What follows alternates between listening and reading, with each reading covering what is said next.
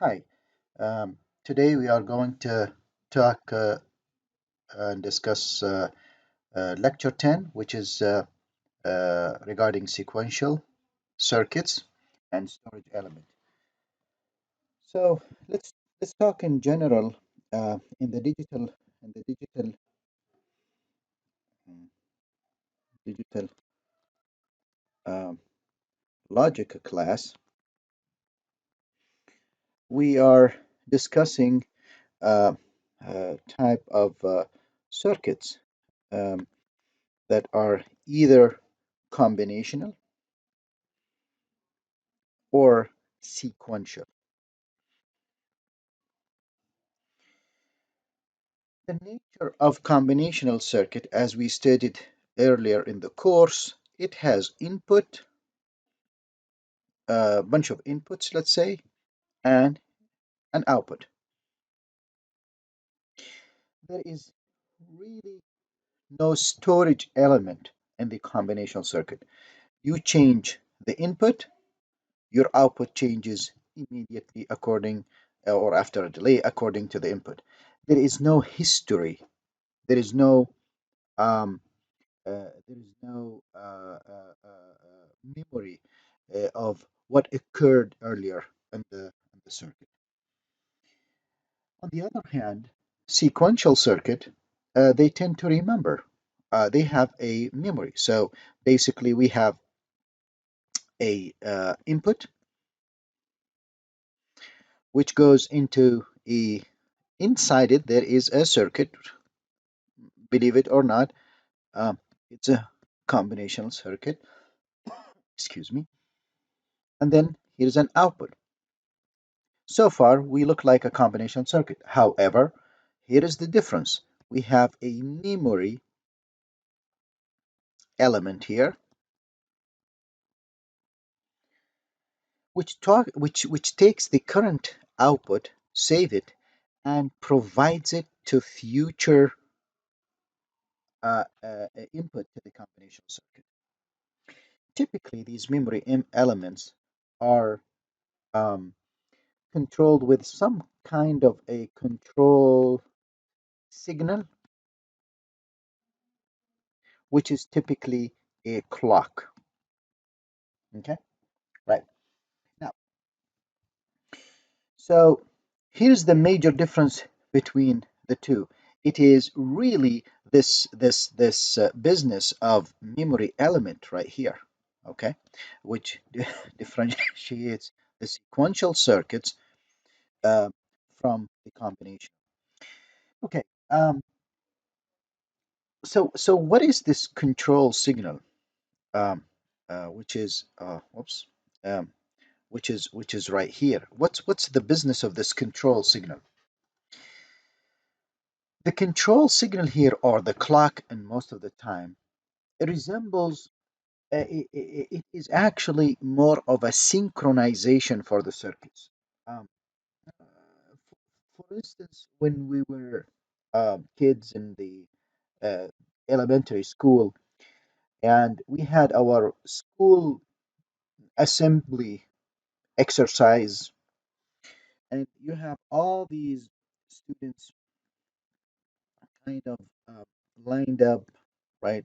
And um, they are um, doing their assembly exercise, and then you have the instructor here, um, um, who is telling everybody to stand up.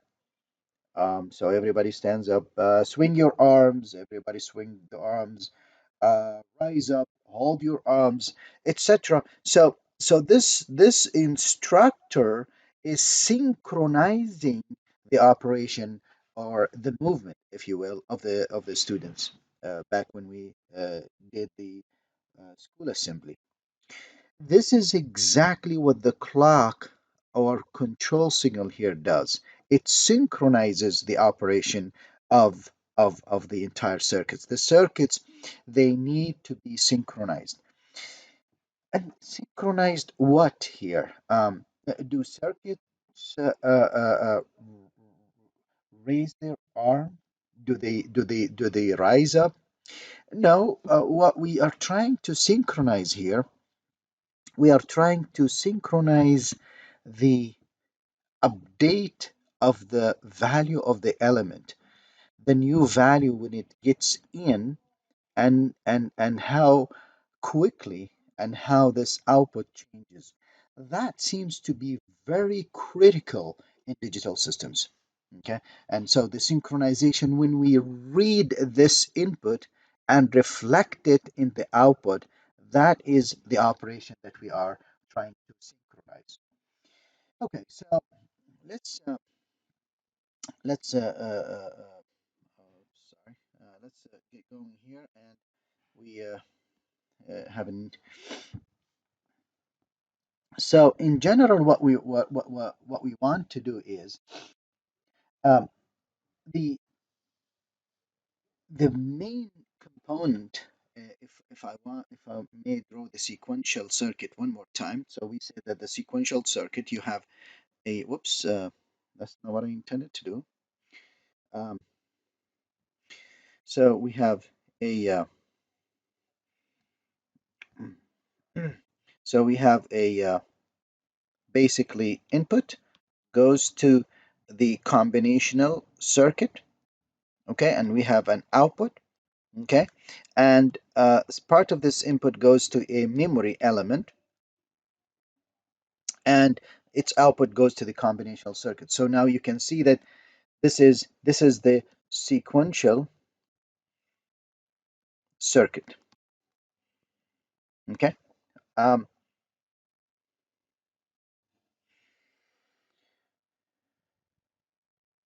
I got my spelling here messed up. Okay, um, so now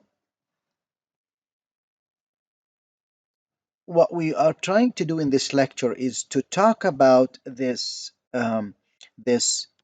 memory element here. What is this memory element? Okay. So the memory element, if we kind of sort of zoom into it, it has this memory element has bunch of inputs. Okay, uh, and an output here. Typically, we refer to it as a Q, and the inversion of this output, we refer to it as a Q prime.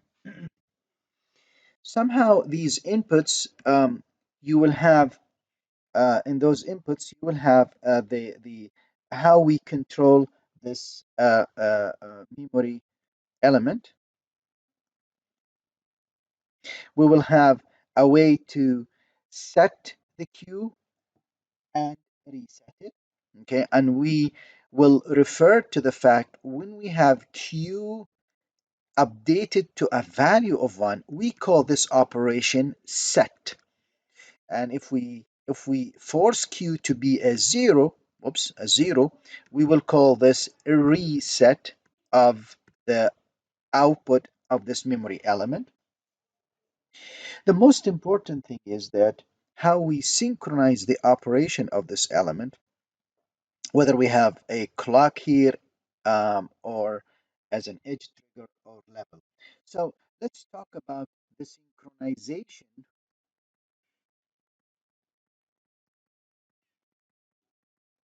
using clock signal.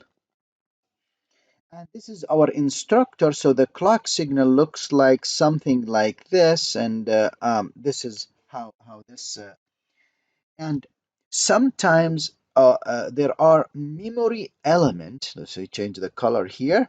There are memory element that are updated when the clock is at level 1.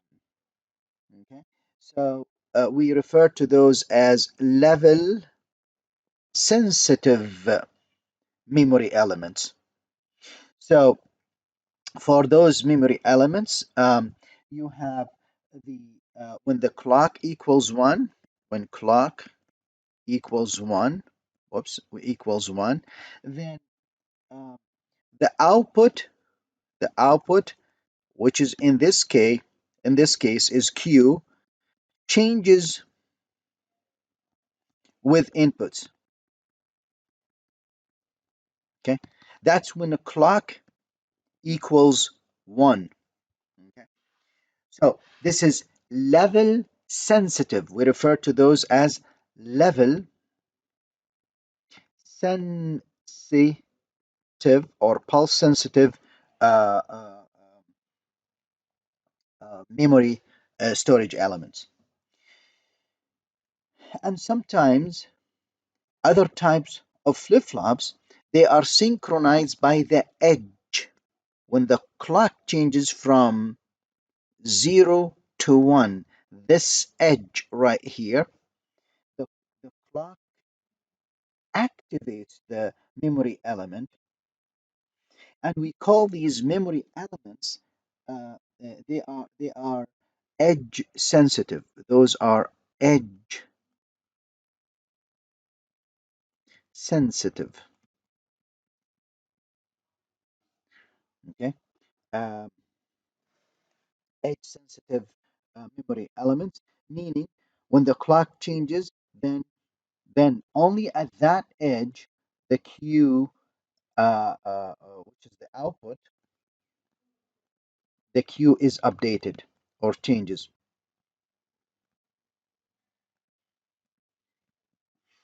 Now, in this case, notice that the clock goes up, so we call this rise edge. And sometimes you have flip-flop that work with the other edge, fall edge. Okay, so some memory elements.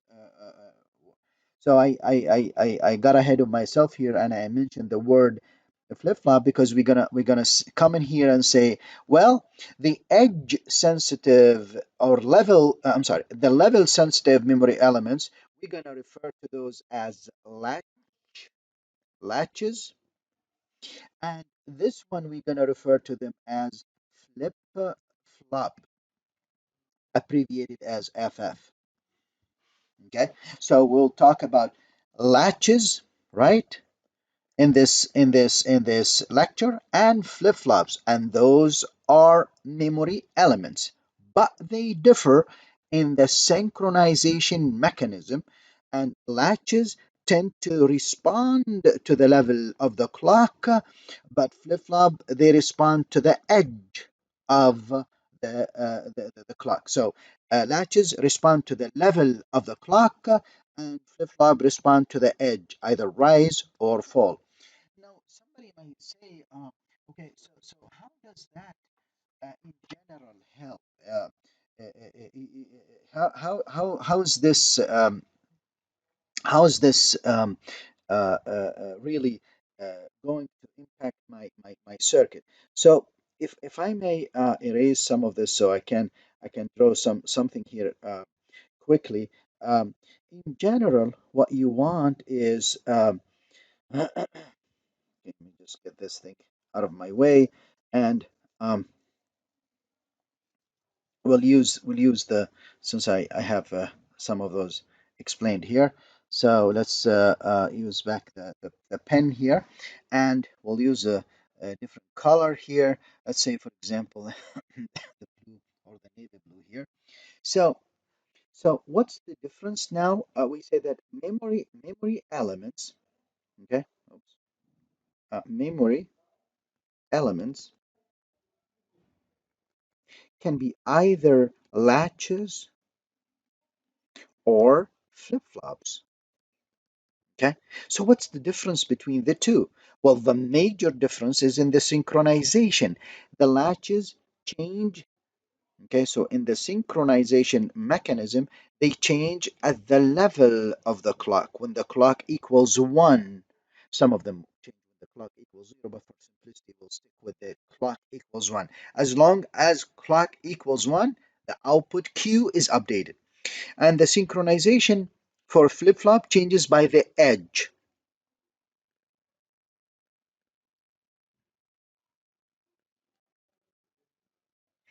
rising or falling, one of the two. So that's the difference in the operation. But there are, because of these differences, there are other differences. Well, I'll mention them very quickly. In terms of area, typically latches is smaller And in terms of power, typically latches has less power. And I say typically because I'm sure there are specialized flip-flops that can beat up the latches on these things, but typically uh, latches. So they seem to be winning in this category. But let's see where the flip-flop wins. It is in the design simplicity. Flip-flops facilitate simpler design, simpler design. They are a lot simpler compared to the latches. And in terms of robustness and stability,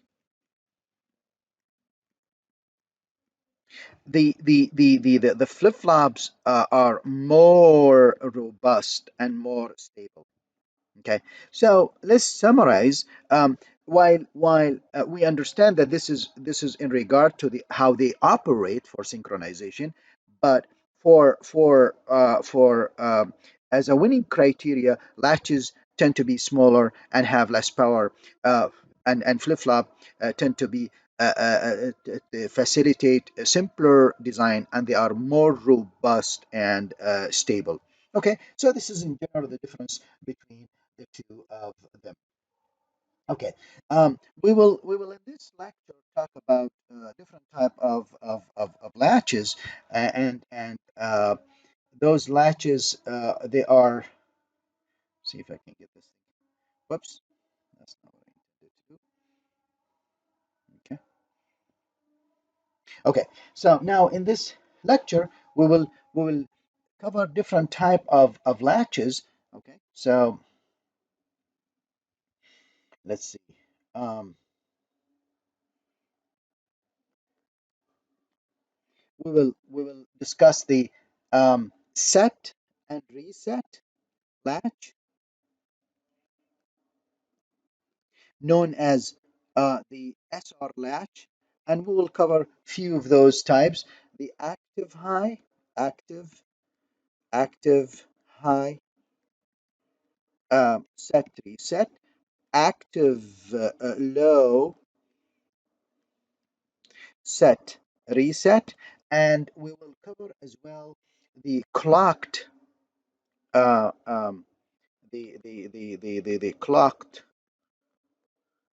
the clocked SR latch, and then um, we will cover as well the D latch and clocked D latch.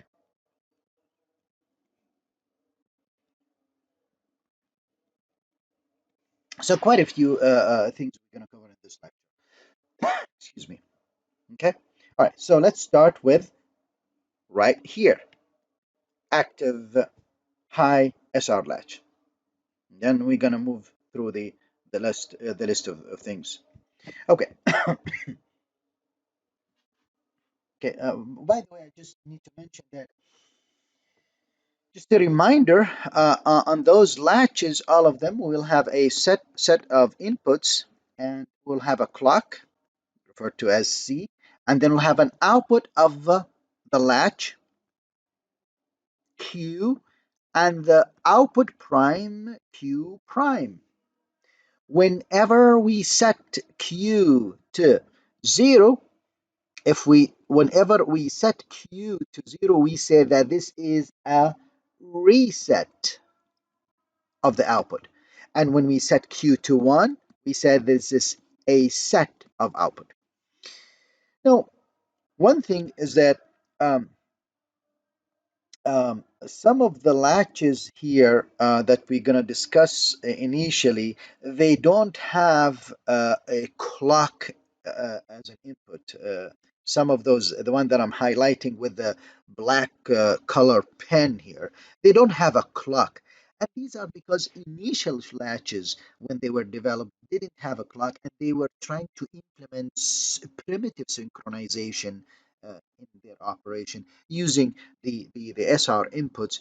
But later on, people said, now we're going to use a clock, and that's not enough. So you can see that we will progress with our discussion with latches, which does not have a clock, to latches, which include clocks for them for more robust and simple operation. Okay, so just in case when we discuss the early SR, the early SR latches, you might say, where are where are those clocks? Okay, in terms of the um, flip-flops that we are going to cover, okay, um, we will. So this is flip-flops that we will cover. We will cover the D flip-flop and the JK flip-flop and the T flip-flop. Just one last note that in terms of the usage in actual designs, out of all the latches, the clocked D latch and the D out of all the flip-flops, the D flip-flops are the most common used in digital design. You are being provided other types of latches and flip-flops just for completeness and to understand the progression of how these designs have been improved over time. But this is really where most of the focus and um, most of the work will in digital system design will be based on. It's in clocked D latch and D flip flop. This concludes my introduction section to sequential circuits, and we will continue with part two, the latches, and part three, the flip flops. Thank you very much.